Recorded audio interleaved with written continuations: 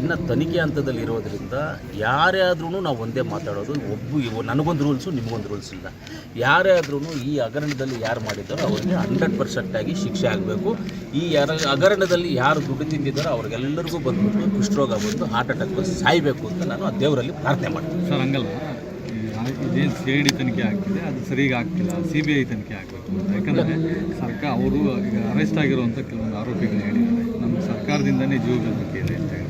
ಹಾಗಾಗಿ ಮತ್ತು ಇದು ಈ 2-3 ಸ್ಟೇಟಲ್ಲಿ ಟ್ರಾನ್ಸಾಕ್ಷನ್ ನಡೆದಿರೋದ್ರಿಂದ ಖಂಡಿತವಾಗ್ಲೂ ನೀವು ಹೇಳಿದ ಪ್ರಕಾರವಾಗಿಯೂ ನಾನು ಹೇಳ್ತೀನಿ, ಇಲ್ಲಿ ನ್ಯಾಯ ಸಿಗುವಂಥದ್ದು ಡೌಟ್ ಇದ್ದರೆ 100% CBIಗೆ ಹೋಗುವುದು ಒಳ್ಳೆಯದೇ. ಇದು CBIಗೆ ವಹಿಸಬೇಕು ಅಂತ ನನ್ನದು ಇದ್ರ ಮೇಲೆ ಒತ್ತಾಯ. ಇನ್ನು ತನಿಖೆ ಹಂತದಲ್ಲಿ ಇರೋದ್ರಿಂದ ಯಾರೇ ಆದ್ರೂ ನಾವು ಒಂದೇ ಮಾತಾಡೋದು.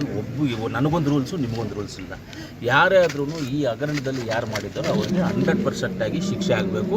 ಈ ಹಗರಣದಲ್ಲಿ ಯಾರು ದುಡ್ಡು ತಿಂದಿದ್ದಾರೋ ಅವ್ರಿಗೆಲ್ಲರಿಗೂ ಬಂದ್ಬಿಟ್ಟು ಕುಷ್ಠರೋಗ ಬಂದು ಹಾರ್ಟ್ ಅಟ್ಯಾಕ್ ಬಂದು ಸಾಯಬೇಕು ಅಂತ ನಾನು ಆ ದೇವರಲ್ಲಿ ಪ್ರಾರ್ಥನೆ ಮಾಡ್ತೀನಿ. ಸರ್ ಹಂಗಲ್ಲ, ಇದೇನು CID ತನಿಖೆ ಆಗ್ತಿದೆ ಅದು ಸರಿಯಾಗಿ ಆಗ್ತಿಲ್ಲ, CBI ತನಿಖೆ ಆಗಬೇಕು ಅಂತ. ಯಾಕಂದರೆ ಸರ್ಕಾರ ಅವರು ಈಗ ಅರೆಸ್ಟ್ ಆಗಿರುವಂಥ ಕೆಲವೊಂದು ಆರೋಪಿಗಳು ಹೇಳಿದ್ದಾರೆ ನಮ್ಮ ಸರ್ಕಾರದಿಂದನೇ ಜೀವ ಬೆದರಿಕೆ ಇದೆ ಅಂತ ಹೇಳಿ.